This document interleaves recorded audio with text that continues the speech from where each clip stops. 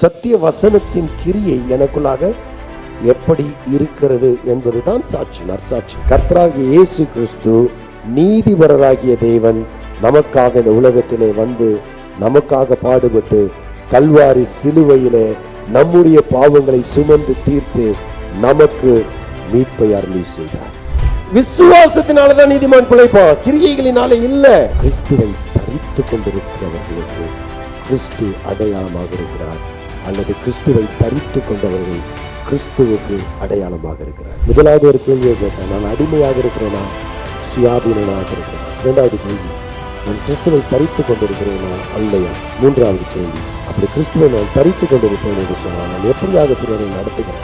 நம்முடைய விசுவாச வாழ்க்கை எப்படியாக இருக்கிறது? விசுவாசத்தினாலே நீதிமான் பிழைப்பான்.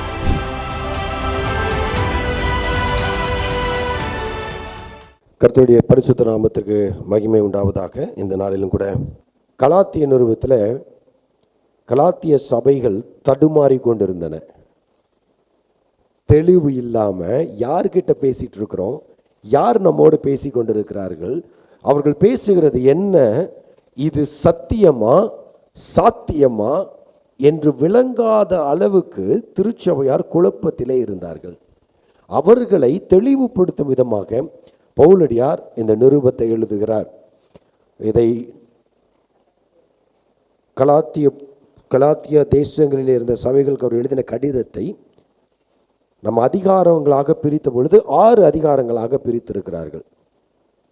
அவர் எழுதும் போது அதிகாரம்லாம் போட்டு எழுதலை, அவர் எழுதினது ஒரே ஒரு கடிதம் தான், சரிங்களா? அது அதிகாரங்களாக பின்னாட்களில் சுலபமாக நாம் படித்து புரிந்து கொள்வதற்கு ஏதுவாக அதை எழுதினார்கள், மாற்றினார்கள். அப்போ இந்த கலாத்திய நிருபத்தை 3 பிரிவுகளாக கொண்டு வந்து பிரிக்கலாம். இது என்ன? விடுதலையின் நற்செய்திக்கு சாதகமான ஒரு தர்க்கம் அல்லது ஒரு defence for the gospel of freedom. Defence of the gospel of the freedom. விடுதலையின் நற்செய்தி அல்லது விடுதலையின் சுவிசேஷத்துக்கான அதை சார்ந்த ஒரு தர்க்கத்தை பவுலடியார் எடுத்து வைக்கிறார். எதற்காக? திருச்சபையை இந்த கள்ள போதனைகளில் இருந்து காப்பாற்றும்படியாக. சரிங்களா? இது ரொம்ப முக்கியமான காரியம். இப்போ இதை 3 பிரிவுகளாக பிரிக்கலாம். இவருடைய டிஃபென்ஸ், வாதம் பிரதிவாதம் அப்படின்னு சொல்லுவாங்க. வாதம் பிரதிவாதம். இப்போ ஒருத்தவங்க வந்து வாதம், அவனுங்க ஒரு ஆர்கியூமெண்ட்டை கொண்டு வந்து வச்சுட்டு போயிட்டாங்க. இது பவுல் சொன்னது கரெக்டு தான், ஆனால் அது பத்தாது, இதையும் நீங்கள் சேர்த்து செய்யணும் அப்படின்னு சொல்லி நியாயப்பிரமாணத்தை உட்புகுத்தி விருத்த சேதனம் பண்ணணும், மற்ற காரியங்கள்லாம் நீங்கள் கடைபிடிக்க வேண்டும் என்று சொல்லி ஒரு பாரம்பரியத்தை கொண்டு வந்து திணிக்கும்படியாக கொண்டு வந்து ஒரு வாதத்தை வைத்து விட்டு போய்விட்டார்கள். இதற்கு பிரதிவாதமாக பவுலடியார் இதை டிஃபென்ஸ் பண்ணுகிறார். அவருடைய தரப்பு நியாயத்தை கொண்டு வந்து நிறுத்தி, இல்லை இது தப்பு அப்படின்னு சொல்லி அதை நிரூபிக்கும்படியாக கொண்டு வருகிறார். இதை 3 பிரிவுகளாக கொண்டு வருகிறார். முதலாவது பிரிவு டெஸ்டிமோனியல் அல்லது பயோகிராஃபிக். Okay, biographic defence. இந்த பயோகிராஃபிக் டிஃபென்ஸை தான் கடந்த 2 வாரங்களாக நம்ம பார்த்தோம், அல்லது 3 வாரங்களாக பார்த்தோம். மன்னிக்கணும், 3 வாரங்களாக பார்த்தோம். 1ஆம் அதிகாரம் 2ஆம் அதிகாரத்தில் இந்த பயோகிராஃபிக்கல் டிஃபென்ஸ், அதாவது தான் யார் என்கிற முதல் நிலையை தன்னை அப்போஸ்தலனாக உறுதிப்படுத்துகிறார். அதன் பிறகு தான் அறிவித்த சுவிசேஷம் தேவனிடத்திலிருந்து வந்தது என்பதை உறுதிப்படுத்துகிறார். தன்னுடைய அப்போஸ்தல அழைப்பை உறுதிப்படுத்தினார்.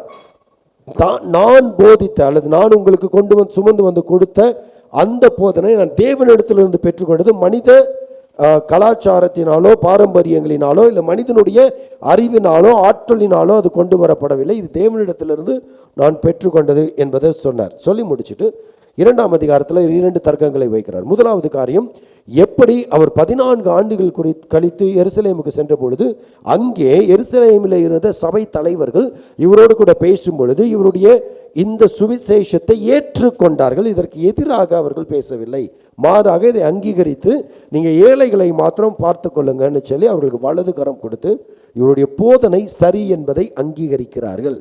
சரிங்களா? இதை அங்கீகரித்த பிறகு அந்தியோக்கியாவுக்கு பேதுரு வரும்பொழுது கொஞ்ச நாள் நல்லா எல்லாரோடையும் பழகி கொண்டிருந்தவன் திடீரென்று யூதர்கள் வந்தவுடனே எருசலேமிலிருந்து புறஜாதியாரோடு கூட சாப்பிட்றதையும் உட்கார்ந்து பேசுறதையும் சம்பாஷிக்கிறதையும் நிறுத்தி விடுகிறான். இந்த மாய்மாலத்தை கண்டிக்கிறார். பேதுருனுடைய இந்த மாய்மாலத்தை கண்டிக்கிறார். இப்போ பேதுரு தான் தலைவர். பேதுரு தான் யாரு? திருச்சபையினுடைய தலைவர். அப்போ பேதுருக்கு கண்டிப்பா என்ன வந்திருக்கணும்? கோபம் கண்டிப்பா வந்திருக்கணும். நீ என்ன குறை சொல்றியாடா அப்படின்னு சொல்லியிருக்கணும். ஆனா அவர் அப்படி சொல்லலை. மாறாக அதை ஏற்றுக்கொள்ளுகிறார். மாறாக அதை ஏற்றுக்கொள்ளுகிறார், அங்கீகரிக்கிறார். அங்கீகரித்தது மாத்திரமல்ல, பின்னாட்களிலே அதை தன்னுடைய வாழ்க்கையிலிருந்து so there is a proof even in the conflict. ஒரு சண்டையில், ஒரு போராட்டத்தில், ஒரு தர்க்கத்தில் கூட சுவிசேஷத்தை அவர் உறுதி செய்கிறார். சரிங்களா? இதை 2 அதிகாரங்களில் 3 பகுதிகளாக தியானித்தோம். இன்றைக்கு இட்ஸ் a comparative defense அப்படின்னு சொல்லுகிறார். கம்பேரிட்டிவ் டிஃபென்ஸ், ஒப்பிட்டு தர்க்கம் பண்ணுகிறார். ஒரு ஒப்பிட்டு தர்க்கம் பண்ணுகிறார். தன்னுடைய சுவிசேஷத்தை கர்த்தர் கிறிஸ்து இயேசுவின் இடத்திலிருந்து அவர் பெற்றுக்கொண்ட இந்த சுவிசேஷத்துக்கு சாதகமாக ஒரு ஆர்கியூமெண்ட்டை கொண்டு வருகிறார். என்ன ஆர்கியூமெண்ட்? நியாயப்பிரமாணத்தோடு ஒப்பிட்டு நம்பிக்கையின் சுவிசேஷத்தை அல்லது விசுவாசத்தை அடிப்படையாக கொண்ட சுவிசேஷத்தை உறுதிப்படுத்துகிற ஒரு முயற்சியில் ஈடுபடுகிறார். இதை 3ஆம் அதிகாரம் 4ஆம் அதிகாரத்தில் நம்ம தியானிக்க போகிறோம். கடைசியாக பிராக்டிக்கல் டிஃபென்ஸ் 5ஆம் அதிகாரம் 6ஆம் அதிகாரத்தில். அப்போ கிரியைகள் இல்லையா என்று கேட்கும்பொழுது கிரியைகள் அவசியம். ஆனால் இந்த கிரியைகள் எதிலிருந்து வருகிறது, இது எப்படியாக நம்மை சீர்பொருந்த பண்ணுகிறது என்கிற ஒரு டிஃபென்ஸை, ஒரு ப்ராக்டிக்கல் டிஃபென்ஸை கொண்டு வந்து வைக்கிறார். 5ஆம் அதிகாரம் 6ஆம் அதிகாரத்தில் அதை நம்ம தியானிக்க போகிறோம். இன்றைக்கு 3ஆம் அதிகாரத்தில், கலாத்தியர் 3ஆம் அதிகாரத்தில் நாம் கற்றுக்கொள்ள போகிற பாடங்களை கர்த்தர் நமக்கு ஆசீர்வாதத்தை தரும்படியாக நம்ம தெய்வ பிரசன்னத்தில் நம்ம ஒப்பு கொடுத்து செபிக்கலாம். நல்ல இயேசுவே, உங்களுடைய திருப்பாதத்திலே எங்களை தாழ்த்தி ஒப்பு கொடுக்கிறோம். உங்களுடைய பிரசன்னத்தினாலே கர்த்தாவே எங்களை தாங்கி, உங்களுடைய நன்மைகளினாலே திருப்தியாக்கி பூரணராக ஆண்டவரே நாங்கள் நற்செய்தியின் விடுதலை பெற்றவர்களாக எங்கள் வாழ்க்கை உம்மிடத்திலே சீர்பொருந்த கர்த்தர் உதவி செய்வீராக. நேசிக்கிற இயேசுவின் நாமத்தில் ஜெபிக்கிறேன் நல்ல பிதாவே. புத்தி இல்லாத சபையாரே, அறிவில்லாத சபையாரே அப்படின்னு நான் சொல்லலை. பவுலடியார் 3ஆம் வசனத்தை ஆரம்பிக்கிறார். 3ஆம் அதிகாரத்தில் 1ஆம் வசனத்தை ஆரம்பிக்கிறார். வாசிக்கலாமா? புத்தி இல்லாத கலாத்தியரே, புத்தி இல்லாத கலாத்தியரே, நீங்கள் சத்தியத்திற்கு கீழ்ப்படியாமற் போக தக்கதாக உங்களை மயக்கினவன் யார்? உங்களை மயக்கினவன் யார்? இயேசு கிறிஸ்து சிலுவையில் அறையப்பட்டவராக உங்கள் கண்களுக்கு முன் பிரத்யட்சமாய் உங்களுக்குள்ளே வெளிப்படுத்தப்பட்டிருந்தாரே. ஒன்றை மாத்திரம் உங்களிடத்தில் அறிய விரும்புகிறேன்.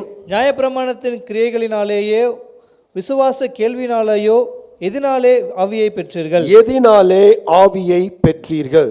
So here he brings a comparative study or a comparison between two things. Okay, நியாயப்பிரமாணமா விசுவாசமா? முதலாவது காரியம், the first contention, the comparative contention he brings in is between law versus faith.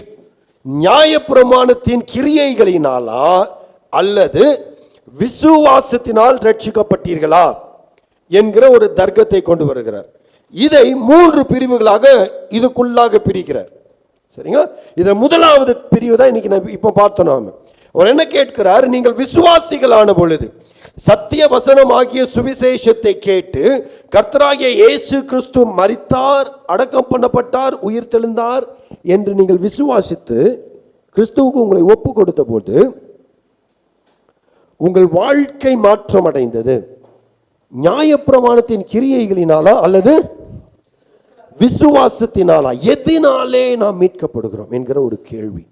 அப்போ சபையாருக்கு பார்த்து கேட்கிறாரு, நீங்கள் சுவிசேஷ வசனமாகிய நற்செய்தியை, சத்தியத்தை கேட்ட பொழுது, விசுவாசிகளான பொழுது பரிசுத்த ஆவியை பெற்றீர்களா அல்லது நியாயப்பிரமாண கிரியைகளிலே ஈடுபட்ட பொழுது ஆவியானவரை பெற்றீர்களா?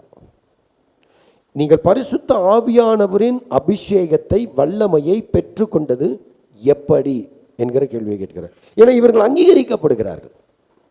இதை இன்னும் கொஞ்சம் விளங்கி கொள்ளணும்னா அப்போஸ்தலர் 10ஆம் அதிகாரத்தில் கொர்நேலியு வீட்டுக்கு பேதுரு அவரோடு கூட சார்ந்தவர்களும் அங்கே போன பொழுது அந்த சுவிசேஷத்தை கேட்டவர்கள், சத்திய வசனத்தை கேட்டவர்கள், இயேசுவுக்கு தங்கள் வாழ்க்கையை அவரை விசுவாசித்து கிறிஸ்து இயேசு எங்களுக்காக வேத பிரமாணத்தின்படி வாக்குத்தத்தத்தின்படி வந்தார், மரித்தார், உயிர் தெழுந்து ஜீவிக்கிறார், மீண்டும் வருவார், என்னை பரம் சேர்த்து கொள்வார் என்கிறதை விசுவாசித்த பொழுது அவர்கள் மேலே பரிசுத்த ஆவியானவர் வந்து பரிசுத்த ஆவியானவரின் அடையாளங்களை அவர்கள் பெற்றுக்கொண்டார்கள். சரிங்களா? அப்போ அதே போல இவர்களும் பரிசுத்த ஆவியானவரின் அபிஷேகத்தையும் அடையாளத்தையும் பெற்றுக்கொள்கிறார்கள். அப்போ இந்த ஆண்டவர் இவர்களை அங்கீகரித்து என்ன செய்திருக்கிறார்? ஏற்றுக்கொண்டிருக்கிறார். இப்போ இந்த சம்பவம் நடக்கும் பொழுது, இவர்கள் ஆவியை பெற்றுக்கொண்ட பொழுது இவர்கள் விருத்த சேதனம் பண்ணப்பட்டிருந்தார்களா? இவர்கள் நியாயப்பிரமாண உடன்படிக்கைக்கு உட்பட்டு இருந்தாங்களா? இல்லை நியாயப்பிரமாணத்தை கேட்டு அதை செய்து கொண்டிருந்தாங்களா? முதல் கன்டென்ஷன் அவர் கொண்டு வந்து வைக்கிறார். எதினாலே நீங்கள் ரட்சிக்கப்பட்டீர்கள்? எதினாலே நீங்கள் ரட்சிக்கப்பட்டீங்க? Your conversion itself is a evidence. நான் கேள்வி உங்கள்ட்ட இடத்துல, சபையார் இடத்துல நான் கேட்க விரும்புகிறேன்.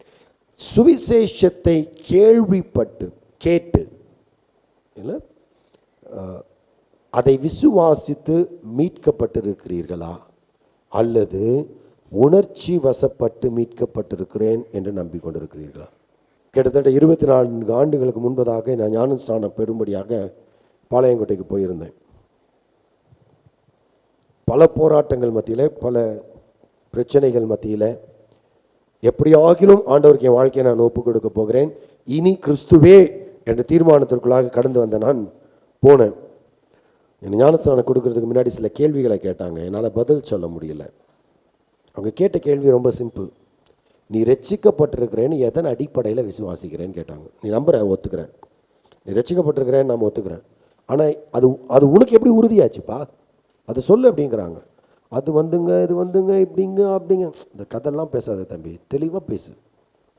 உன்னுடைய சாட்சியை தெளிவாக சொல்லு. உன் சாட்சி தெளிவாக இல்லையே. இனி நம்ம சாட்சின்னு எதை சொல்லிகிட்டு இருக்கிறோம்? எதை சாட்சின்னு சொல்கிறோம்?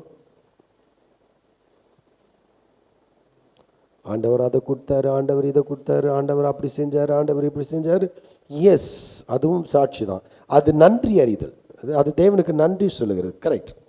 பட் என்னுடைய சாட்சி வேதம், சத்திய வசனம் என்னை எப்படி புடமிட்டது, என்னை எப்படி மாற்றியது, கிரியை, சத்திய வசனத்தின் கிரியை எனக்குள்ளாக எப்படி இருக்கிறது என்பது தான் சாட்சி, நற்சாட்சி.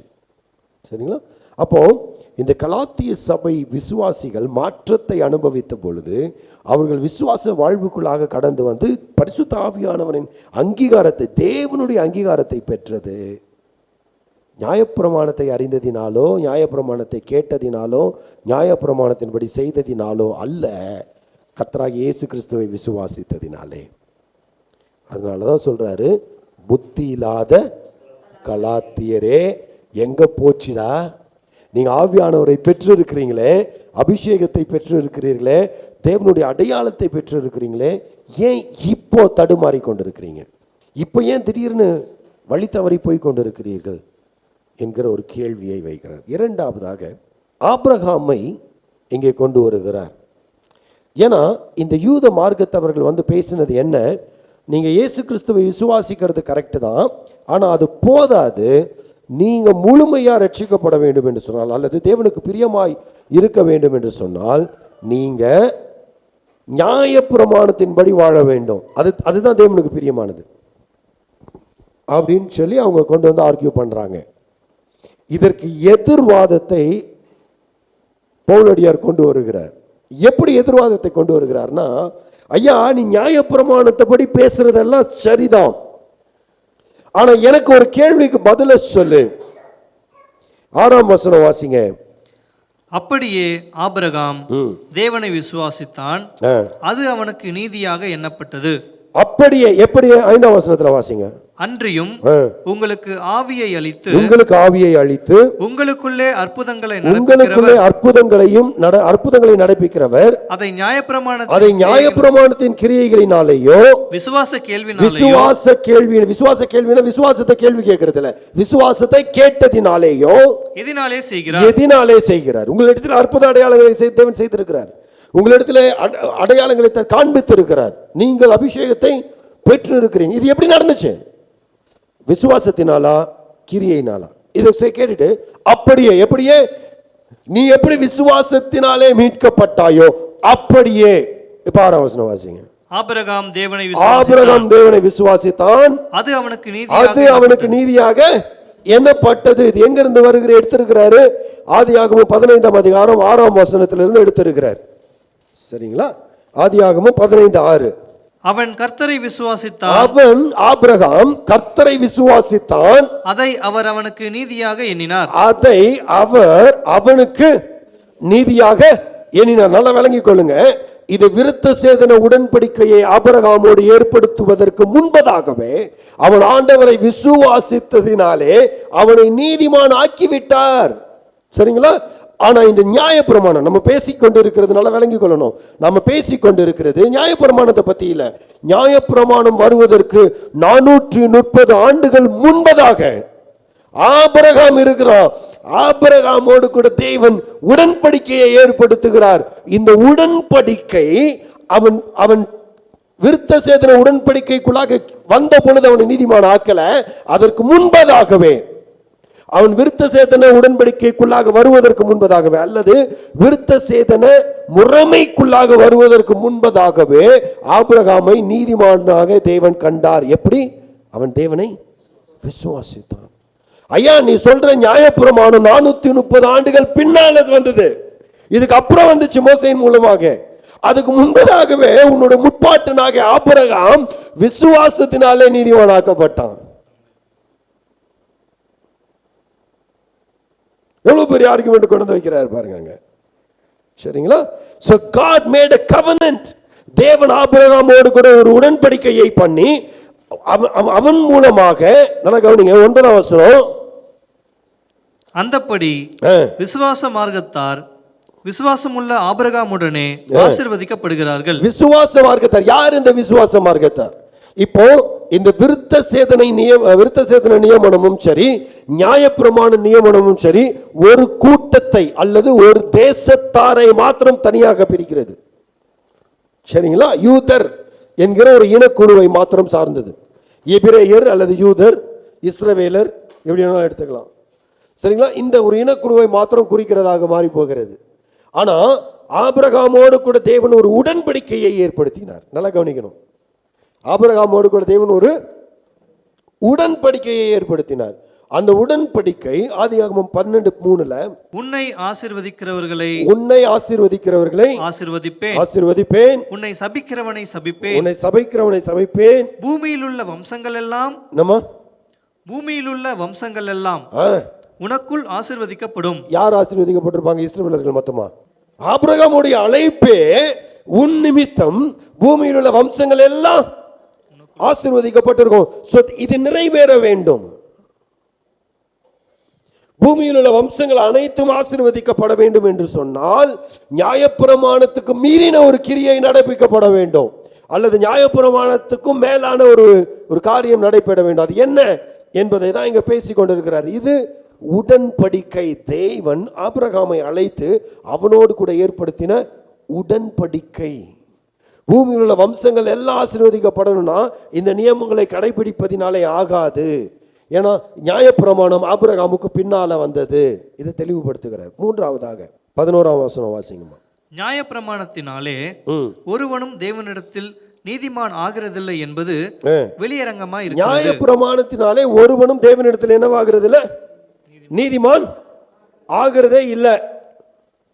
ஏனெனில் விசுவாசத்தினாலே நீதிமான் பிழைப்பான் என்று எழுதியிருக்கிறதே. ஆமா, அப்போ நீதிமான் விசுவாசத்தினாலே பிழைப்பான். அப்போ நியாயப்பிரமாணம் என்ன பண்ணுது? 10ஆம் வசனம், நியாயப்பிரமாணத்தின் கிரியைக்காரராகிய யாவரும் சாபத்திற்கு உட்பட்டிருக்கிறார்கள். நியாயப்பிரமாண புஸ்தகத்தில் எழுதப்பட்டவைகள் எல்லாம் செய்யத்தக்கதாக அவைகளில் நிலைத்திராதவன் எவனோ அவன் சபிக்கப்பட்டவன் என்று எழுதியிருக்கிறதே. நியாயப்பிரமாணத்தின் கிரியைக்காரராகிய யாவரும் சபிக்கப்பட்டவர்கள். பயங்கரமான ஒரு வாக்கியம். அப்ப நியாயப்பிரமாணம் எதை கொண்டு வருகிறது? சாபத்தை கொண்டு வருகிறது. நியாயப்பிரமாணம் சாபத்தை கொண்டு வருதா? இது கடவுள் தானப்பா கொடுத்தாரு. ஆமா, அது ஏன் சாபத்தை கொண்டு வருகிறதுனா, நியாயப்பிரமாணத்தை முழுமையாக கடைபிடிக்கவில்லை என்று சொன்னால், இதில் ஒன்றில் இருந்து கூட நீ இடதுபுறமோ வடதுபுறமோ விலகாதபடி நீ வாழ்ந்தா மாத்திரம்தான் நியாயப்பிரமாணம் உனக்கு ஆசீர்வாதத்தை கொண்டு வரும். அப்படி தெளிவாய் வாழக்கூடியவன் ஒருவனும் இல்லை. நியாயப்பிரமாணத்தை நிறைவேற்றுகிறவர்கள் அதனாலே பிழைக்கக்கூடியவர்கள் ஒருவனும் இல்லை. என யாராலையும் அதை முற்றும் முடிய உறுதிப்படுத்தவோ செயல்படுத்தவோ முடியவே முடியாது. நியாயப்பிரமாண புஸ்தகத்தில் எழுதப்பட்டவைகளை எல்லாம் செய்யத்தக்கதாக அவைகளில் நிலைத்திராதவன் எவனோ அவன் சபிக்கப்பட்டவன். And it's absolutely impossible to fulfill law. பர்ஃபெக்டா நியாயப்பிரமாணத்தின்படி வாழ்வது என்பது கடினமான ஒரு காரியம். இன்னும் கூட சொல்லணும்னா முடியாத ஒரு காரியம். அப்படி செய்யலைன்னா, அப்படி செய்யாதவர்கள் நியாயப்பிரமாணத்தின்படி சபிக்கப்பட்டவர்களாக இருப்பார்கள். அப்ப இந்த சாபத்தை மாற்றுவதற்காக நியாயப்பிரமாணத்தின்படியே கர்த்தராகிய இயேசு கிறிஸ்து உலகத்தில் வந்தார். வாசிங்க 12:13. நியாயப்பிரமாணமோ விசுவாசத்திற்குரியதல்ல, அவைகளை செய்கிற மனுஷனே அவைகளால் பிழைப்பான். மரத்திலே தூக்கப்பட்ட எவனும் சபிக்கப்பட்டவன் என்று எழுதியிருக்கிறபடி கிறிஸ்து நமக்காக சாபமாகி, மரத்திலே தூக்கப்பட்ட எவனும் பழைய ஏற்பாட்டு நியமத்தின்படி பாவத்துக்குரிய காரியத்தை செய்வான் என்று சொன்னால், அருவருப்புக்குரிய காரியத்தை செய்வானேயானால் அவனை மரத்தில் தூக்கிலிட்டு கொள்வார்கள். அப்படி மரத்தில் தூக்கப்படுகிறவன் யாராக இருப்பான்? யார் சபிக்கப்பட்டிருப்பா? பாவம் செய்து துன்மார்க்கமாய் வாழ்ந்தவன் சபிக்கப்பட்டிருப்பான். ஆனால் அந்த பிரகாரமாக கர்த்தராகிய இயேசு கிறிஸ்து நீதிபரராகிய தேவன் நமக்காக இந்த உலகத்திலே வந்து நமக்காக பாடுபட்டு கல்வாரி சிலுவையிலே நம்முடைய பாவங்களை சுமந்து தீர்த்து நமக்கு மீட்பை அருளி செய்தார். நியாயப்பிரமாணத்தின் சாபத்தை தன் மீது ஏற்றுக்கொண்டு நம்மை அவர் நீதிமான்களாக்கினார். ஏன்னா நியாயப்பிரமாணத்தின்படி குற்றம் தீர்க்கப்பட்டவன் தான் அங்கே மரத்தில் தொங்கப்பட வேண்டும். ஆனால் கர்த்தராகிய இயேசு கிறிஸ்துவோ எந்த குற்றத்தையும் அவர் மீது காண்பிக்கப்படவில்லை. ஒரு குற்றத்தையும் யாராலும் நிரூபிக்கப்படவில்லை, யாராலும் நிரூபிக்க முடியலை. அவர் உங்களுக்காக எனக்காக கல்வாரி சிலுவையில் தன்னை ஒப்பு கொடுத்து நமக்கு பதிலாக, பாவமாக்கப்பட வேண்டிய நமக்கு பதிலாக தான் பாவமானார். ஆகையினாலே நாம் நீதிமான்களாக்கப்படுகிறோம். நியாயப்பிரமாணத்தினாலே அல்ல, கர்த்தராகிய இயேசு கிறிஸ்துவை பற்றும் விசுவாசத்தினாலே நீதிமான்களாகிறோம். விளங்குதுங்களா? எதினாலே நீதிமான் ஆக்கப்படுகிறோம்? ஆபகுக் 2:4 வாசிங்க. இதோ அகங்காரியா இருக்கிறானே, அவனுடைய ஆத்துமா அவனுக்குள் செம்மையானதல்ல, தன் விசுவாசத்தினாலே நீதிமான் பிழைப்பான். தன் விசுவாசத்தினாலே நீதிமான் பிழைப்பான். இது எங்க யார் சொன்னா? பழைய ஏற்பாட்டின் நியமங்களிலே காலத்திலே வாழ்ந்த தீர்க்கதரிசிகள் சொல்லுகிறார்கள். மனுஷன் எதனால பிழைப்பான்? விசுவாசத்தினால தான் நீதிமான் பிழைப்பான், கிரியைகளினாலே இல்லை. சரிங்களா? இதை அழகாய் கொண்டு வந்து பவுலடியார் காண்பிக்கிறார். அப்போ அடுத்த கேள்வி வருது. இப்போ நிறைய இப்போ வாசிக்கணும், நேரம் இல்லை. சரிங்களா?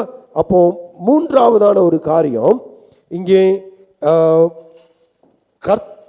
கர்த்தராகிய இயேசு கிறிஸ்துவே அந்த உடன்படிக்கையின் வித்து என்பதை நிரூபிக்க வேண்டும். அவர் இந்த உலகத்திலே வந்தார், மரித்தாரெல்லாம் ஓகே. பட் அதை எப்படி உறுதி செய்கிறது? நியாயப்பிரமாணத்தின்படி எப்படி உறுதி செய்கிறது? வாசிங்க 14ஆம் வசனம்.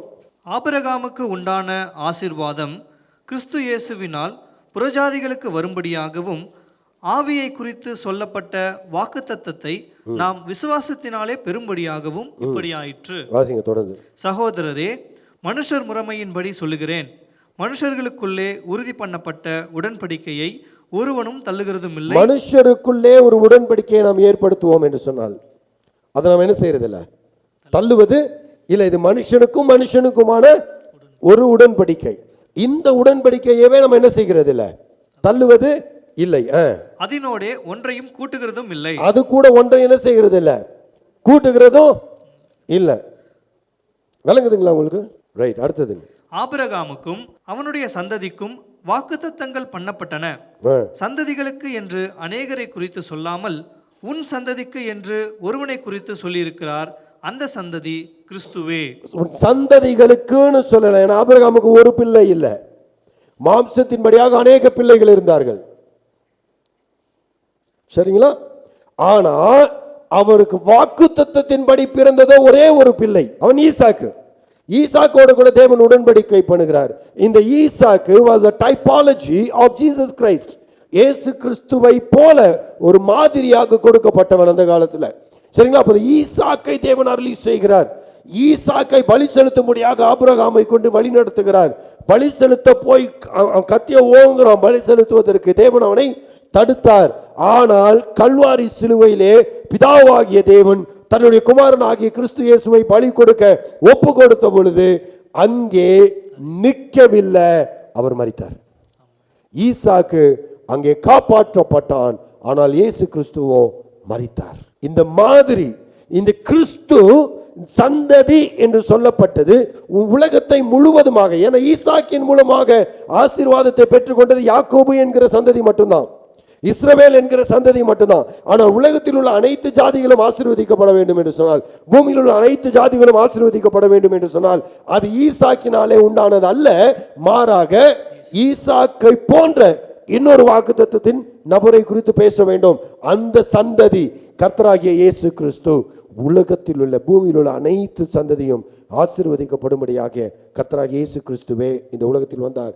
சந்ததிகள் என்று பன்மையில சொல்லப்படாம சந்ததி என்று சொல்லி ஒரு நபராகிய கிறிஸ்து இயேசுவை குறிக்கும் பொழுது இது கிறிஸ்து இயேசுவின் மூலமாக உடன்படிக்கை நிறைவேறியது. ஆபிரகாமோடு கூட தேவன் செய்த உடன்படிக்கையை நிறைவேற்றி விசுவாசிகளின் தந்தையாக அவனை வைத்து கர்த்தராகிய இயேசு கிறிஸ்துவை விசுவாசிக்கிற அத்துணை பேரும் மீட்பை அனுபவிக்கும்படி உடன்படிக்கையின்படி கிருபையை அருளி செய்தார். ஆகினாலே உடன்படிக்கை பாவத்தை கொண்டு வந்து நிறுத்துமே அன்றி அது நீதிமான் ஆக்காது. காரணம், அதில் ஏதாவது ஒன்றை விட்டு விலகிட்டோம்னா நம்ம ஒட்டு மொத்தத்துக்கும் எல்லா நியாயப்பிரமாணத்தை விட்டு விலகினவர்களாக இருப்போம். ஆகினாலே அது சாபத்தின் அடையாளமாக தான் பார்க்கப்படுகிறது. அப்போ கேள்வி, ஏன் ஆண்டவர் நியாயப்பிரமாணத்தை தந்தார்? எதற்காக கொடுத்தார்? இப்போ நியாயப்பிரமாணம் தப்பானதா? இல்லை, நியாயப்பிரமாணம் பாவத்தை சுட்டி காண்பிக்கிறது. எனக்கு எது தப்பு, எது எது சரி, எது தவறு என்பதை விவரித்து காண்பிக்கிறது. இப்போ எனக்கு தெரிஞ்சு நான் செய்கிறதுனால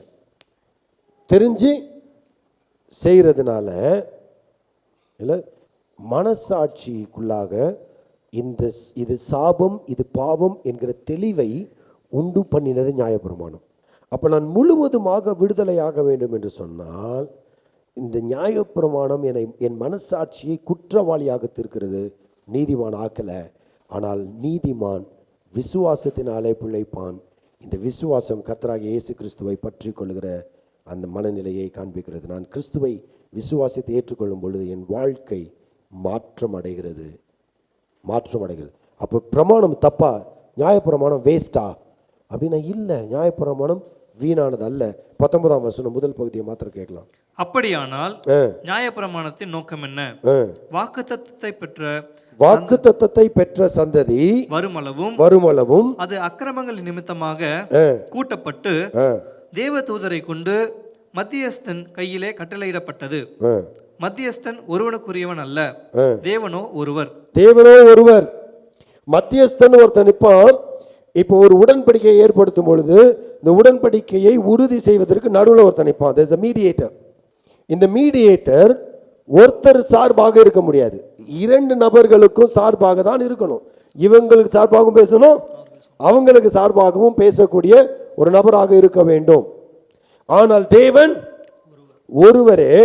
அவர் உடன்படிக்கை மனுக்குலத்தோடு பண்ணும் பொழுது அங்கே ஆபிரகாமோடு கூட அவர் பண்ணின உடன்படிக்கை நீங்க ஒத்து பார்த்தீங்கன்னா அங்கே மனுஷனுடைய கிரியை இல்லை, அவர் மாத்திரம் நடந்து போகிறார். வெட்டி வைக்கப்பட்ட 2 துண்டுகள் அங்கே இருக்குது. அதுக்கு நடுவில் 2 உடன்படிக்கை நபர்களும் கடந்து போக வேண்டும். ஆனால் நீங்க வேதத்தை வாசிச்சு பாருங்க, தேவன் மாத்திரமே கடந்து போகிறார். தேவன் ஒரு பட்சமாக உடன்படிக்கை ஏற்படுத்தினார். நான் மீட்பை கொண்டு வருவேன். I will bring salvation. You don't have to do anything. நீ செய்ய வேண்டியது ஒன்றும் இல்லை என்று ஆபிரகாமோடு உடன்படிக்கை ஏற்படுத்தினார்.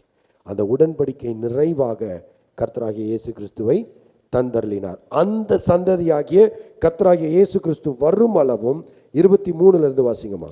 ஆதலால் விசுவாசம் வருகிறதற்கு முன்னே, விசுவாசம் வருகிறது, கர்த்தராகிய விசுவாசத்தின் காரணராகிய கர்த்தராகிய இயேசு கிறிஸ்து வருகிறதற்கு முன்னே வெளிப்பட போகிற விசுவாசத்திற்கு ஏதுவாக நாம் அடைக்கப்பட்டவர்களாய் நியாயப்பிரமாணத்தின் கீழ் காவல் பண்ணப்பட்டிருந்தோம். இவ்விதமாக நாம் விசுவாசத்தினாலே நீதிமான்களாக்கப்படுவதற்கு நியாயப்பிரமாணம் நம்மை கிறிஸ்துவினிடத்தில் வழி நடத்துகிற உபாத்தியாய் இருந்தது. பியூட்டிஃபுல்லா அதை சம்மரைஸ் பண்றாரு. He says, நம்ம 2 காரியத்தை பார்த்தோம். முதலாவது வாக்குத்தத்தமா விசுவாசமா என்று பார்த்தோம். அடுத்தது வாக்குத்தத்தம், அதை மன்னிக்கணும், நியாயப்பிரமாணமா விசுவாசமா என்று பார்த்தோம். இரண்டாவது நியாயப்பிரமாணமா வாக்குத்தத்தமா என்று பார்த்தோம். நியாயப்பிரமாணமா விசுவாசமா என்று பார்த்தோம். இரண்டாவது நியாயப்பிரமாணமா வாக்குத்தத்தமா என்று பார்த்தோம். இப்ப இந்த வாக்குத்தத்தம் என்பதுதான் கர்த்தராகிய இயேசு கிறிஸ்துவிலே ஆபிரகாமுக்கு கொடுக்கப்பட்ட வாக்குத்தத்தத்தை கர்த்தராகிய இயேசு கிறிஸ்துவை கொண்டு தேவன் நிறைவேற்றி முடிக்கிறார். இந்த நிறைவின் காலம் வரும் வரைக்கும், இந்த கிறிஸ்துவாகிய தேவன் வெளிப்படும் வரைக்கும் நியாயப்பிரமாணம் நமக்கு உபாத்தியாய் இருந்தது. உபாத்தியாய் அப்படின்னா ஒருவேளை எத்தனை பேருக்கு அந்த உபாத்தியாய் என்ற வார்த்தை புரியுதுன்னு தெரியல. இந்த உபாத்தியாய் என்பது ஆங்கிலத்தில் சொல்லணும்னா was a Guardian. Was a Guardian. நியாயப்பிரமாணம் வாஸ் அ கார்டியன். யாருக்கு அந்த யாருக்கு அது கொடுக்கப்பட்டுச்சோ அவர்கள் அதற்கு கட்டுப்பட்டவர்கள், உட்பட்டவர்கள், அவர்களை அதற்குள்ளாக வைத்து காக்கும்படியாக வந்தது. பவுலடியாருடைய காலகட்டங்களில் ஒரு பழக்கம் இருந்தது. பணக்காரர்கள் தங்கள் பிள்ளைகளை வளர்ந்து வரும் பொழுது அந்த சின்ன பிள்ளைங்களை இப்போ நம்ம ஊரில் குருகுலம்னு சொல்லுவோம். குருகுலம் அப்படின்னு சொன்னால் டெய்லி வீட்டுக்கு வந்துட்டு போகிற கதை கிடையாது. அவங்க அங்கேயே இருந்து படிப்பாங்க. அந்த குருவுக்கு முழுவதுமாக என்ன செய்யப்பட்டிருப்பாங்க, அவங்க கட்டுப்பட்டு இருப்பார்கள். இந்த குரு இவர்களை வழி நடத்தி சில ராஜகுமாரர்கள்னா விளங்குதா உங்களுக்கு? ராஜாவினுடைய பிள்ளைகள் இந்த குருகுலத்திலே பயிற்சி எடுப்பார்கள். இந்த குருகுலத்துக்குள்ளாக இருந்து பயிற்சி எடுப்பார்கள். பயிற்சி எடுத்த பிறகு இவர்கள் மீண்டுமாக அரண்மனைக்கு வந்து பிள்ளைகளாக ராஜகுமாரர்களாக மாறுவார்கள். அப்போ அவர்கள் இந்த உபாத்தியாய்க்கு, இந்த கார்டியனுக்கு உட்பட்டு இருக்க மாட்டார்கள். காலம் நிறைவேறின பிறகு இவர்கள் விடுதலை பெற்று பிள்ளைகளாக மாறிவிடுவார்கள். இதில் ஒருவர் ராஜாவாகவும் மாறுவார். சரிங்களா? இப்போ நம்ம ஊரில் ஒரு படிப்பை எடுத்துக்கிட்டோம்னா பள்ளிக்கூடம் எதை கொடுக்குதோ அதை தான் நம்ம படிக்க முடியும். என்ன, நீங்கள் எந்த கோர்ஸ், எந்த சிலபஸ் செலக்ட் பண்ணுறீங்களோ அந்த சிலபஸில் என்னென்ன பாடங்கள் இருக்குதோ அதெல்லாம் நீங்கள் கட்டாயமாக என்ன செய்யணும், படித்து தான் ஆகணும். எது வரைக்கும்? ஒரு காலகட்டம் வரைக்கும். சரிங்களா? 17 வயசு வரைக்கும், நீங்கள் 12th முடிக்கிற வரைக்கும் அது கொடுக்குற அந்த சிலபஸை நீங்கள் படித்து தான் ஆக வேண்டும். அப்படி படித்த பிறகு நீங்கள் விடுதலை ஆகிட்டு 18 வயசுக்கு மேலே you decide your own career. கெரியரை பேஸ் பண்ண மாதிரி கோர்ஸ் எடுக்கிறீங்க. நான் இது மாதிரி மாறணும், இதுக்கு அடிப்படையாக என்ன கோர்ஸ் நான் படிக்கணும். So you become free to choose. You're free now to choose because you have come to age. நீங்கள் அந்த தீர்மானிக்கக்கூடிய வயதுக்கு வந்ததுனாலே நீங்கள் தீர்மானிக்கும்படியான அதிகாரத்தை இது உங்களுக்கு அருளி செய்கிறது. So you choose what you should study. And அதில் உங்கள் திறமையை, ஆற்றலை வளர்த்து கொண்ட பிறகு நாம் என்ன செய்கிறோம், அடுத்த கட்டத்துக்கு முன்னேறி போகிறோம். ஸோ அதை தான் இங்கே வெளிப்படுத்துகிறார். நியாயப்பிரமாணம் வாக்கு தத்தத்துக்கும் உடன்படிக்கைக்கும் விசுவாசத்துக்கும் முரணானது இல்லை சார். 24ஆம் வசனத்தில் அழகா சொல்லுகிறாரு, நாம் நீதிமான்களாக்கப்படுவதற்கு, இவ்விதமாக நாம் விசுவாசத்தினாலே நீதிமான்களாக்கப்படுவதற்கு நியாயப்பிரமாணம் நம்மை கிறிஸ்துவினிடத்தில் வழிநடத்துகிற உபாத்தியா இருந்தது. ரைட்? ஸோ நியாயப்பிரமாணம் இஸ் நாட் த எண்ட். நியாயப்பிரமாணம், த்ரூ நியாயப்பிரமாணம் we are led to Christ Jesus and through faith we are saved. சரிங்களா? விளங்குதுங்களா? அப்போ நியாயப்பிரமாணத்தின் வழியாய் தேவன் கிறிஸ்துவுக்குள்ளாக நம்மை நடத்தினார். கிறிஸ்து வந்த பிறகு நியாயப்பிரமாணத்துக்கு வேலை இல்லை. ஏன்னா அங்கே நடத்திட்டார். இப்போ பிள்ளை ஆயிட்டேன், நான் பிள்ளையாய் நடந்து கொள்ள வேண்டிய, இனி அடிமை இல்லை, கட்டுப்பட்டு இருந்தேன். இன்றைக்கு நான் கட்டுப்பாடுகள் இல்லை, ஆனால் பிள்ளை என்கிற ஒரு பொறுப்பு இருக்கு. இப்போ நியாயப்பிரமாணம் வெறுமனே வரல. நியாயப்பிரமாணம் என்னை கிறிஸ்துவுக்கு நேராக நடத்தும்படியான ஒரு தற்காலிக கருவியாக தேவன் பயன்படுத்தினார். உபாத்தியாய் இருந்தது அது. It was a Guardian for a time until Christ came. கிறிஸ்து வந்த பிறகு கிறிஸ்துவை பற்றும் விசுவாசத்தினாலே நாம் நீதிமான்களாக்கப்படுகிறோம். இதுக்கு தடை எதுவுமே இல்லை. சரிங்களா? இப்போ விசுவாசம் 25ஆம் வசனம், விசுவாசம் வந்த பின்பு நாம் உபாத்திக்கு கீழானவர், நாம் உபாத்திக்கு கார்டியன்ஷிப்புக்கு நம்ம என்ன இல்லை, அடிமைப்பட்டவர்கள் இல்லை. இப்போ யார் நம்ம? நீங்கள் எல்லாரும் கிறிஸ்து இயேசுவை பற்றும் விசுவாசத்தினால் தேவனுடைய புத்திரராய் இருக்கிறீர்கள். தேவனுடைய புத்திரராயிட்டோம். ஹல்லேலூயா. இப்போ நியாயப்பிரமாணம் என்னை கிறிஸ்துவுக்கு நேராக நடத்தினது. நியாயப்பிரமாணத்தின் நிறைவேறுதலாக கிறிஸ்து எல்லாவற்றையும் செய்து முடித்து விட்டார். அவரை பற்றும் விசுவாசத்தினாலே நாம் பிழைக்கிறோம். இப்போ பிழைக்கிறது மாத்திரம் இல்லை, நம்மை புத்திரராய் மாற்றி இருக்கிறார். 27ஆம் வசனம் வாசிங்க.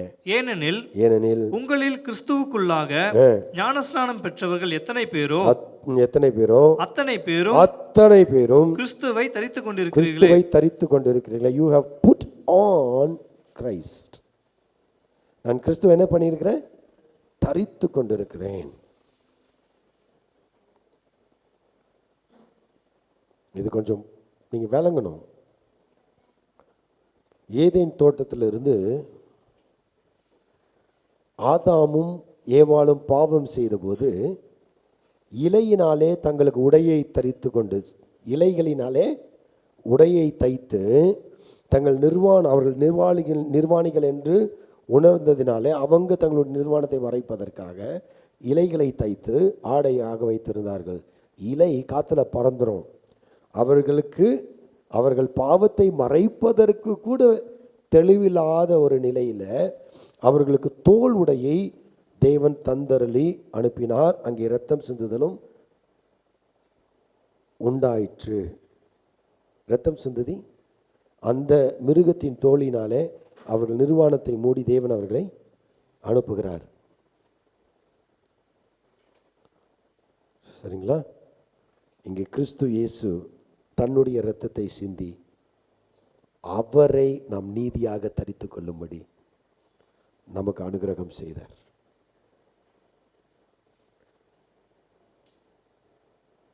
என் சாபத்தை நீக்கி என் பாவத்தை நீக்கி அவருடைய பிள்ளைகள் ஆகும்படியான வஸ்திரத்தை எனக்கு கொடுக்கிறார். கிறிஸ்துவை தரித்து கொண்டு. இல்லை, நல்லா வாசிச்சிங்கன்னா கெட்ட குமாரன் கதையில் அவனுக்கு செருப்பு கொடுக்கப்படுகிறது, மோதிரம் கொடுக்கப்படுகிறது, மேல் ஆடை வஸ்திரம் கொடுக்கப்படுகிறது. அவன் பிள்ளை என்கிற அங்கீகாரத்தை பெற்றுக்கொள்வதற்கு அவனுடைய ஆடை அடையாளமாக இருக்கிறது.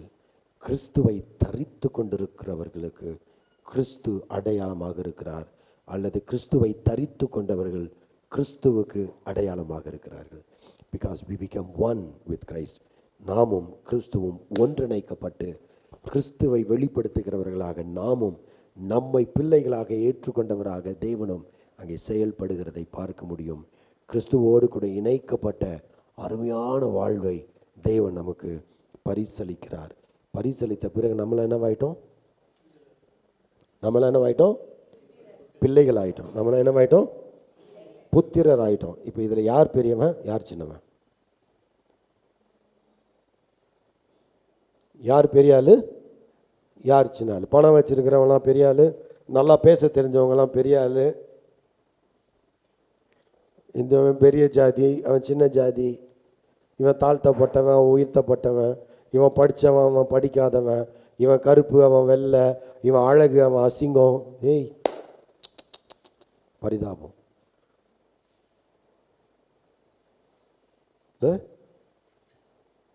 இன்னைக்கு கிறிஸ்தவ குடும்பங்களுக்குள்ள எவ்வளோ ஜாதி பிரிவினைகள், அசிங்கமாக இருக்கு இல்லை? அசிங்கமாக இருக்கு. எவ்வளோ தர்க்க பேதங்கள். சபையில் காணிக்கை அதிகமாக கொடுக்குறவங்களுக்கு முதலிடமும் காணிக்கை கொடுக்காதவர்களுக்கு பின்னிடமும் இல்லை? எவ்வளோ அசிங்கமான காரியங்கள் நடந்து கொண்டு இருக்கிறது. நல்லா கவனிக்கிறீங்களா? என்கிட்ட ஒரு ஊழியக்காரர் சொன்னார், நல்ல மனுஷன், நல்ல சிறப்பாய் கர்த்தருக்காக ஊழியம் செய்தவர். சொன்னார், அண்ணா நான் எவ்வளோ அசிங்கப்படுத்தப்படுறேன் தெரியுமாண்ணே. என்னை போன்றவர்கள் எல்லாம் காரில் வந்து நிற்கும் போது அதே ப்ரோக்ராமுக்கு நானும் பேசுகிறதுக்காக தான் போகிறேன். ஆனால் நான் ஸ்கூட்டரில் போனேன்னா என்னை மதிக்க மாட்டுறாங்கண்ணே, இல்லை நான் பைக்கில் போனேன்னா மதிக்க மாட்டுறாங்கண்ணே, ஆட்டோவில் போனால் மதிக்க மாட்டுறாங்கண்ணே, கால் டாக்ஸியில் போகலான்னா என்கிட்ட காசு இல்லைண்ணே, கஷ்டமாக இருக்குது, அப்படி போனால் எனக்கு அசிங்கமாக இருக்குது. யாருக்கு மரியாதை? யார் பந்தா பண்ணுறாங்களோ அவங்களுக்கு வாவ் மரியாதை. கிறிஸ்துவுக்குள்ளாக நான் கிறிஸ்துவை தரித்து கொண்டு இருப்பேன் என்று சொன்னால் 28ஆம் வசனம் வாசிங்க. யூதன் என்றும் கிரேக்கன் என்றும் இல்லை, யூதன் என்றும் கிரேக்கன் என்றும் இல்லை, அடிமை என்றும் சுயாதீனம் என்றும் அடிமை இல்லை, என்றும் சுயாதீனன் என்றும் இல்லை, ஆண் என்றும் பெண் என்றும் இல்லை, ஆண் என்றும் பெண் என்றும் இல்லை, நீங்கள் எல்லாரும் கிறிஸ்து இயேசுவுக்குள் ஒன்றாயிருக்கிறீர்கள். இந்த வார்த்தையை சொல்லும்போது இங்க 2 காரியத்தை அவர் கவுண்டர் அட்டாக் பண்ணுகிறார். முதலாவது காரியம், இவர்கள் யூதர்களாக இருந்தபடினாலே தங்களை விசேஷமானவர்களாக கண்டு கொண்டார்கள். நியாயப்பிரமாணம் எங்களுக்கு கொடுக்கப்பட்டது, அதனால நாங்கள் விசேஷமானவர்கள். நீங்கள் நியாயப்பிரமாணத்துக்கு உட்பட்டவர்கள் இல்லை, நீங்கள் யூதர்கள் இல்லை, அதனால புறஜாதி கிறிஸ்தவர்கள், நீங்கள் கீழ்த்தரமான கிறிஸ்தவர்கள், மட்டமான கிறிஸ்தவர்கள் என்று சொல்லி தரம் பிரித்து வைத்தார்கள். அவங்கள பார்த்து சொல்றாரு, கிறிஸ்துவுக்குள் பிள்ளைகள் என்கிற ஒரே அங்கீகாரம் தான் இங்கே. கிரேக்கன் என்றும் இல்லை, நீ எதனால விசேஷமானவன். அதனால தான் ஆபிரகாம் கிட்ட சொல்றாரு, ஆபிரகாம் மூலமாக விசுவாசிக்கிற அத்துணை பேரும் தேவனுடைய சந்ததியாகும்படி அவர்களை ஆசீர்வதித்திருக்கிறார், அவர்களை பிள்ளைகளாக்கி இருக்கிறார். பிள்ளைகள் ஆன பிறகு ஞானஸ்நான ஒழுங்கினாலே, ஞானஸ்நானம் ரொம்ப முக்கியம், ஞானஸ்நான கீழ்ப்பிடித்தல் ரொம்ப முக்கியம். அதெல்லாம் கரெக்டு தான் சார், எல்லாம் ஓகே சார், ஞானஸ்நானம்லாம் வேலைக்கு ஆகாது சார், அப்புறமா பார்த்துக்கலாம் சார், கல்யாணம் ஆனவன புருஷன்ட்ட கேட்டு பண்ணிக்கிறேன் சார், இல்லை அதை பார்த்துக்கிறேன் சார், இதை பார்த்துக்கிறேன் சார், நான் அப்படி பண்ணிக்கிறேன் சார், இப்படி பண்ணிக்கிறேன் சார். பரிதாபம். ஏன்னா ஞானஸ்நான உடன்படிக்கை, இப்போ நியாயப்பிரமாணம் 613 கோட்பாடுகள் நிறைந்திருந்தது. ஆனால் கிறிஸ்துவுக்களாக 2 ஒழுங்கு தான் கொடுக்கப்பட்டிருக்கிறது. ஒன்று திருமுழுக்கு உடன்படிக்கை, அந்த உடன்படிக்கைக்கு உட்பட்டவர்கள் இந்த ராபோஜன சின்னங்களிலே பங்கெடுக்கக்கூடும். இது அவசியம். விசுவாசிகள் தங்களுடைய விசுவாசத்தை ஞானஸ்நான அறிக்கையிலே தெரியப்படுத்தி ஞானஸ்நானத்தின் மூலமாக திருச்சபையிலே சேர்க்கப்படுகிறோம் என்கிற உடன்படிக்கைக்கு அடையாளமாக இந்த சின்னங்களிலே பங்கெடுக்கிறோம். இது ரொம்ப அவசியம். You can escape this. You can have this as an option. You can't say I'll do that later. No. நீ தள்ளி போட நீ தேவனுடைய பிள்ளை என்கிற அங்கீகாரத்தை இழந்து போய் கொண்டே இருக்கிறாய். அப்படி இழந்து போயிட்டேன்னா நீ அடிமையாக வாழ்ந்து கொண்டு இருக்க போற. அதுதான் இவ்வளோ நேரம் படித்தோம். நான் கிறிஸ்துவை பற்றும் விசுவாசத்தினாலே பிள்ளைகள் ஆக்கப்படும் பொழுது பிள்ளை என்கிற ஸ்தானத்திலே நான் செயல்பட வேண்டும். அப்படி நான் பிள்ளையாக செயல்படவில்லை என்று சொன்னால் நான் அடிமையாக இருக்க போகிறேன். இன்றைக்கி நம்ம வாழ்க்கை எப்படி இருக்கு? நான் பிள்ளையாக இருக்கிறேனா, அடிமையாக இருக்கிறேனா? முதல் காரியம். இரண்டாவது காரியம், கிறிஸ்துவை தரித்து கொண்டிருக்கிறேனா? கிறிஸ்துவை தரித்து கொண்டிருக்கிறேன். கொஞ்சம் ஆராய்ந்து பாருங்க. Have I put on Christ in my life? என்னை பார்க்கிறவர்கள் என்னிலே கிறிஸ்துவை காண முடிகிறதா? இல்லை. இன்னைக்கு கிறிஸ்தவத்துக்கு அடையாளம் என்ன தெரியுமா? பொட்டு வைக்க மாட்டாங்க, பூ வைக்க மாட்டாங்க, சரிங்களா? இல்லைன்னா நகையே போட மாட்டாங்க, அப்புறம் வெள்ளை சட்டை ஆமாம், வெள்ளை வெள்ளை வெளியேர்னு இருப்பாங்க. இதெல்லாம் கிறிஸ்தவர்களின் அடையாளமாக இருக்குது. சரிங்களா? இது சரியா தவறான்ற வாதத்துக்குள்ளாக நான் வர விரும்பலை. ஆனால் இவைகள் வேதம் சொல்லுகிற அடையாளம் இல்லை. இவைகளெல்லாம் வெளியரங்கமான அடையாளங்கள். உண்மையான என்னுடைய அடையாளம் நான் கிறிஸ்துவை தரித்து கொண்டிருப்பது. என்னை பார்க்கிறவர்கள் என் பேச்சிலே, என் பார்வையிலே, என் நடக்கையிலே, என் வாழ்க்கையிலே கிறிஸ்துவை காண வேண்டும். கிறிஸ்து என் வாழ்வாக மாற வேண்டும். இல்லை, முதலாவது ஒரு கேள்வியை கேட்டேன், நான் அடிமையாக இருக்கிறேனா, சுயாதீனனாக இருக்கிறேனா? இரண்டாவது கேள்வி, நான் கிறிஸ்துவை தரித்து கொண்டிருக்கிறேனா அல்லையா? மூன்றாவது கேள்வி, அப்படி கிறிஸ்துவை நான் தரித்து கொண்டிருப்பேன் என்று சொன்னால் நான் எப்படியாக பிறரை நடத்துகிறேன்? ஒரு சிலரை உயர்வாகவும் வேறு சிலரை மட்டமாகவும் தாழ்த்தி நடத்துகிறேனா? கிறிஸ்துவுக்குள் யூதன் என்றும் இல்லை, கிரேக்கன் என்றும் இல்லை, அடிமை என்றும் இல்லை, சுயாதீனன் என்றும் இல்லை. நீங்கள் எல்லோரும் ஒரே கிறிஸ்து இயேசுவின் பலியினாலே, அவருடைய இரத்தத்தினாலே நாம் அனைவரும் மீட்கப்பட்டு தேவனுடைய பிள்ளைகளாக முடிய அதிகாரத்தை பெற்றிருக்கிறோம். 29ஆம் வசனம், நீங்கள் கிறிஸ்துவினுடையவர்களானால் ஆபிரகாமின் சந்ததியாராயும் வாக்குத்தத்தின்படியே சுதந்திரராயும் இருக்கிறீர்கள். நீங்கள் நியாயப்பிரமாணத்தை கடைபிடிக்க வேண்டிய அவசியம் இல்லை என்று முடிக்கிறார். நீ ஆபிரகாமுடைய சந்ததி ஆக வேண்டும் என்று சொன்னால் கிறிஸ்து இயேசுவை பற்றும் விசுவாசத்தினாலே நீ நியாயப்பிரமாண ஆபிரகாமுடைய சந்ததியாக மாறிவிடலாம்.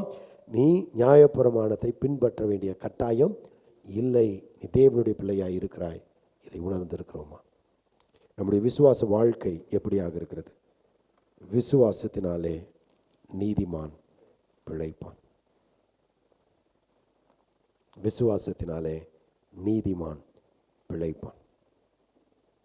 நாம் எதை விசுவாசிக்கிறோம்? யாரை விசுவாசிக்கிறோம்? எந்த அளவுக்கு விசுவாசிக்கிறோம்? எவ்வளவாய் இந்த தேவனை பற்றி கொண்டிருக்கிறோம்? இதெல்லாம் மிகப்பெரிய கேள்வி.